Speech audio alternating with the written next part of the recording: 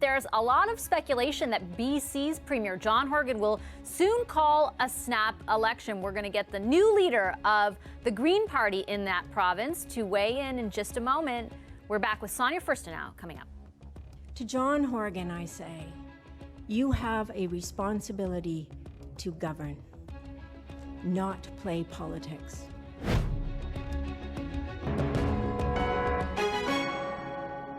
We are a minority government. We have been for the past 3.25 years, and we've been preparing for the eventuality of an election since day one, and I expect all other political parties have been doing that as well. We've got a major epidemic underway. We have an economy that's in a tailspin. We have hundreds of thousands of people unemployed. There's lots of work to do. When John Horgan says he wants an election to help out his own future, you got to ask, who does that? Speculation is rife in British Columbia that Premier John Horgan will call an election 1 year earlier than planned. Horgan's NDP minority government has been in power since 2017, propped up essentially by the Greens, but recent polling suggests Horgan's popularity has soared, meaning he could be in a position to nab a majority. The opposition parties are strongly against a snap election. Sonia Furstenau is the province's Green Party leader, just elected to the job on Monday. She joins us from Victoria. Hi, Ms. Furstenau. Good to welcome you to the program, and congratulations on your win.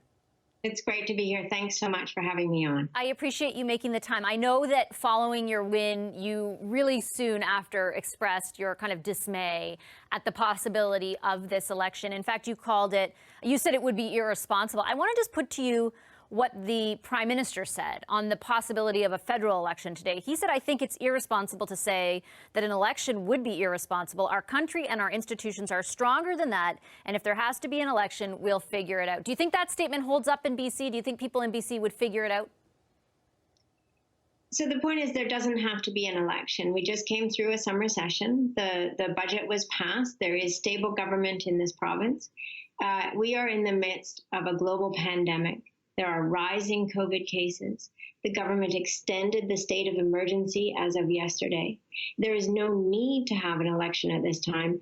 And in fact, what the Premier needs to be focused on is ensuring that the health and well-being and safety of everybody in this province is first and foremost in his mind.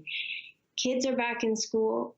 Parents are anxious. Teachers and education assistants are anxious. We need the ministers of health and the Minister of Education to be focused on working with our provincial health officer, Dr. Bonnie Henry, and navigating through what seems to be an increasingly high number of COVID cases and hospitalizations, and not unnecessarily on the campaign trail asking people for money and votes at a time when people are worried about their health and well-being. So I should say that the Premier has not conclusively said that there'll be an election. It's just that he hasn't said there won't be, and so as a result, there's a ton of speculation.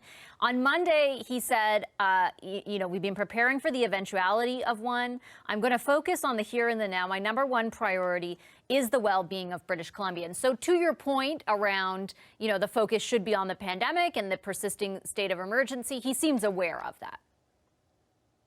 Yeah, and it's not only that, it's also on the recovery. It's on the fact that this legislature approved a budget that includes a recovery plan to get started in British Columbia right now.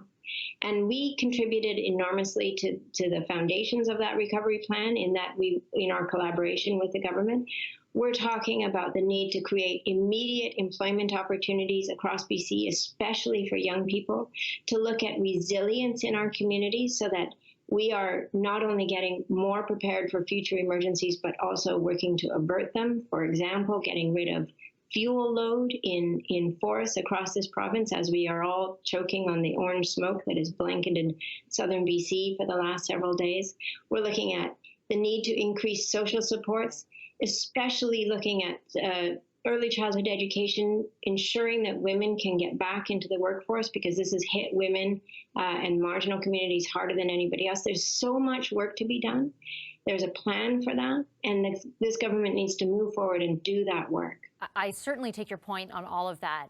And I hope you'll forgive me for asking kind of a crude political question.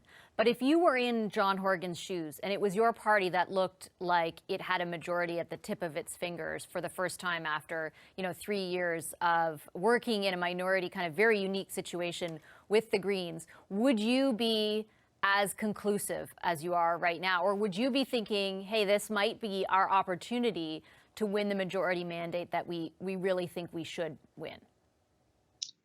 I got into politics out of wanting to be in service to my community. I worked with my community for 4 years to get a permit revoked for a contaminated landfill in our drinking watershed in Shawnigan, a permit that the former provincial government had issued. I ran to be MLA to fix the broken system that had resulted in that permit being issued in the first place, with an enormous conflict of interest at the heart of it, the system of professional reliance. And I run for leader as for the BC Greens because I think we need more politicians who put service to people and to citizens ahead of politics. We have collaborated in this legislature for 3 years to deliver fantastic results for this province.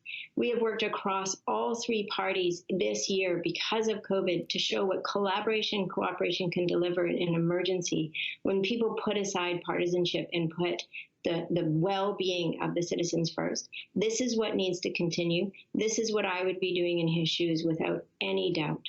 So I think I can anticipate then your answer to my next kind of crude political question.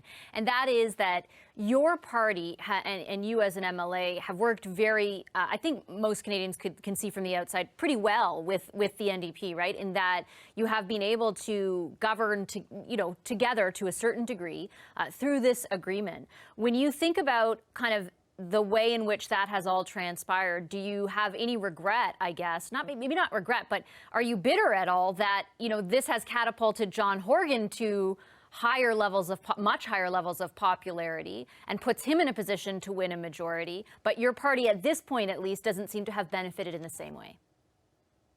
I feel no bitterness whatsoever for the excellent programs and services and infrastructure that has been delivered for the people of British Columbia in these last 3 years.